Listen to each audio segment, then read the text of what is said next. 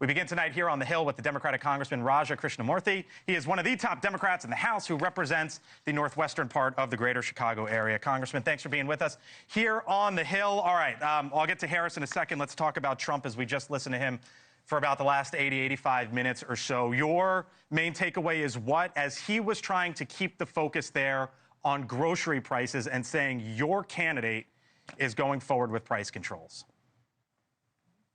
Well, I think that the fact of the matter is that unfortunately prices have increased at the grocery stores far beyond even inflation or even their costs. Recently, it was found that prices were going up by almost 20%, even though that costs were going up in the single digits.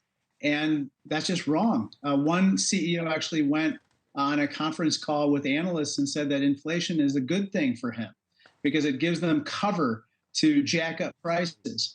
Now, states usually have these. Did you take any issue with what Trump just said about it? Well, I think that the thing that Trump is really trying to avoid dealing with is how he would actually control these prices, because states routinely do this.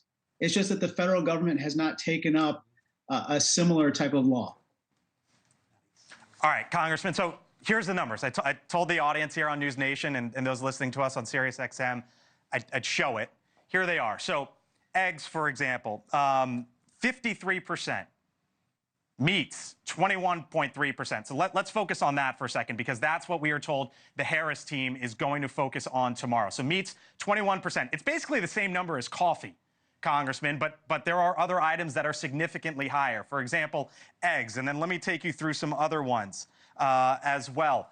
Auto insurance, 55%, gas, 35%, electricity, up 28%. These are the numbers, Congressman, since the beginning of the Biden administration. So if you are going to put price caps, price controls, whatever you want to call it, on meat, should we do this on insurance, on Geico, on Allstate? Should you do it on the major gas companies? Should you do it on the major egg companies?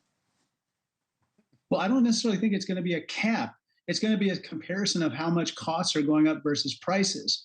As I said, if costs are going up by low single digits and prices are going up by much, much higher than that, then there's some profit taking happening at the expense of the consumer because of something that's beyond their control.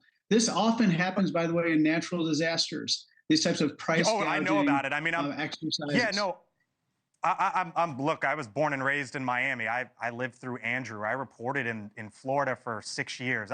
I know price gouging, right? When a storm is coming, every single time they tell you if that $2.50 gas goes to 10 or whatever, that's price gouging. Don't do it. They always say don't do it, right? We've always seen these examples. But when you talk about profit taking, I mean, here's Kroger. We talk about the Midwest, and that, of course, is one of the big grocery stores in your area. They made 1.43% last year. Grocery stores make 1% on average, and I just wonder if you think the federal government should possibly be levying fines against some of these companies.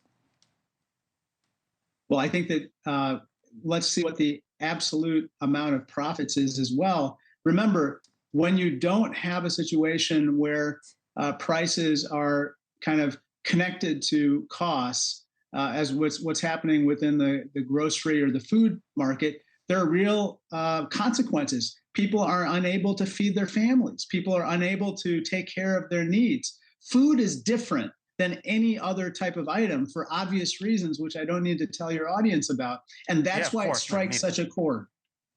So let me ask you about another one, which is rent, right? Because President Biden had proposed a 5% cap on rent if you own more than 50 units. Here's what economists said about that. Only 2% agreed that that was a good idea. 74% disagreed with that. We are also told here that Vice President Harris tomorrow is going to put out her plan on housing costs. Should she take up this idea from the Biden-Harris administration? Well, I'm a little less comfortable with that, only because we have such a shortage of housing right now, and the inventory is so low throughout the country, and we need more housing. And so I would be concerned about doing anything that would discourage building more housing. Thank you for watching, and make sure you go to joinnn.com to find NewsNation on your television provider.